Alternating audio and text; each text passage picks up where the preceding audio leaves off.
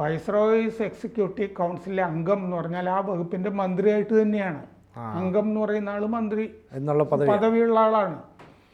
എന്നിട്ട് പ്ലാനിങ് പിന്നെ കൊടുക്കാമെന്ന് പറഞ്ഞു. പുതിയൊരു വകുപ്പ് പ്ലാനിങ് ഉണ്ടാക്കുന്നുണ്ട്, ആസൂത്രണം. അത് പക്ഷെ ഉണ്ടാക്കിയപ്പോൾ അംബേദ്കർക്ക് കൊടുത്തുമില്ല. ഹിന്ദു കോഡ് ബില്ല് കഷ്ണം കഷ്ണമായിട്ട് അവതരിപ്പിക്കാനായിട്ടും അവതരിപ്പിക്കണ്ട എന്നൊക്കെ പറഞ്ഞ് ആശയക്കുഴപ്പം ഉണ്ടാക്കി. അംബേദ്കർ 1951 രാജിവെച്ചു നെഹ്റു മന്ത്രിസഭയിൽ നിന്ന്. അപ്പോൾ എന്തുകൊണ്ട് രാജിവെച്ചു എന്ന് അദ്ദേഹം പറഞ്ഞതൊക്കെ രാഹുൽ ഗാന്ധിയും പ്രിയങ്ക ഗാന്ധിയൊക്കെ എടുത്ത് വായിക്കുന്നത് നല്ലതായിരിക്കും.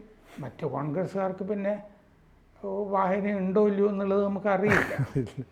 എന്നാലും ഇതൊക്കെ എടുത്ത് വായിക്കേണ്ടതാണ്. അംബേദ്കർ ആരാണ്, എന്താണ്, കോൺഗ്രസ്സുകാർ എങ്ങനെയാണ് ചവിട്ടിത്താഴ്ത്തിയത് അംബേദ്കറിനെ എന്നൊക്കെ ചരിത്രത്തിൽ ഉണ്ട്. കൂടുതൽ വാർത്തകളും വിശേഷങ്ങളും നിങ്ങളിലേക്ക് എത്താൻ ABC മലയാളം സബ്സ്ക്രൈബ് ചെയ്യുക, ബെൽ ബട്ടണും അമർത്തുക.